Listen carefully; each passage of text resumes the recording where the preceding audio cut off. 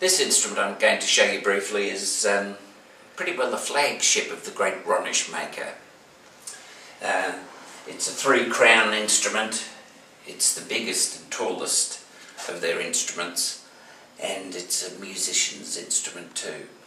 Although, as I've said often, you know, if children are learning and you can afford it, and you want such a thing and you only want to do it once and not get a second piano ever, well, why not give them a piece of equipment like this that will take a person right through to being a professional musician through university and whatever.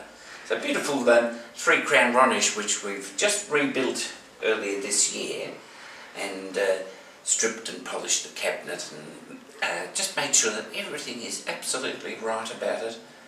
That's a philosophy we carry to all the pianos, because all the German, American and English pianos deserve that. That's how they were built, with that philosophy. And if we carry that on with our work, off they go to do a couple of generations of good hard work for people. So this instrument's completely refelted, repinned, restrung, everything about it, and it's settled in beautifully now to concert pitch. And it's got a most magnificent cabinet, one of the real treasures. It also has the original ivories, which we've had to grind back and then polish up again, and they've come up like pearls.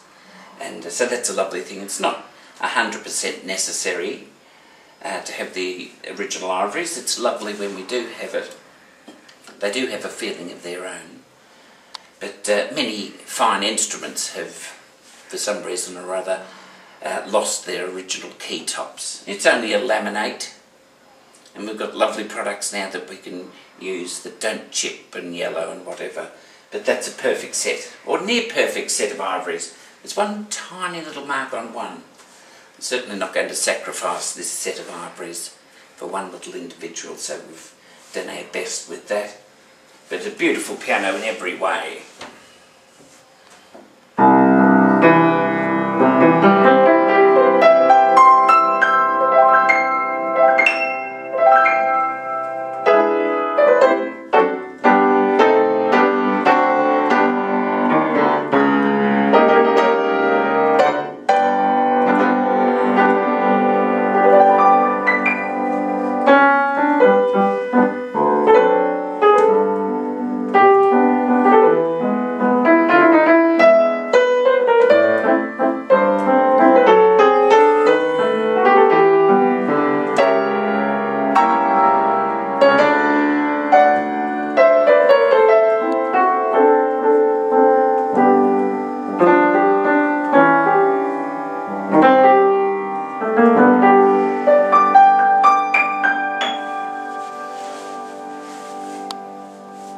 On and on and on it rings.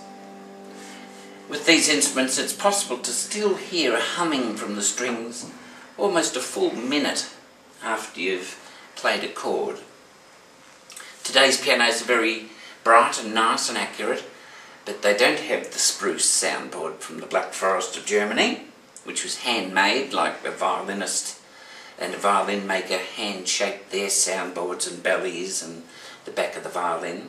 These are hand-shaped spruce soundboards, all of these instruments, and nothing resonates like them.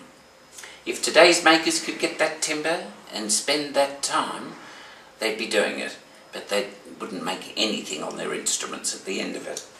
But we're lucky, we've got a treasure trove of beautiful German pianos here in Australia that have been used and whatever, gone through 1 and 2 and 3 generations, some of them.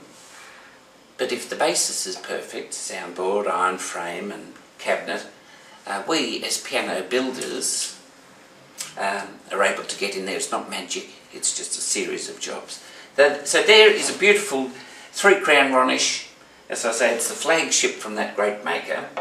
I'll just put the cabinet back and let you have a long view of it, because it's quite something. Nice little matching stool, of course, which we always provide.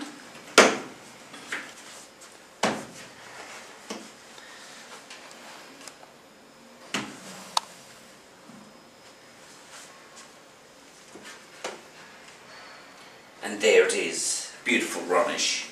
And we also make for these instruments. My wife makes these, and they're quite beautiful, and it just reflects the name Ronisch in gold thread. And so that just sits there nicely between playing.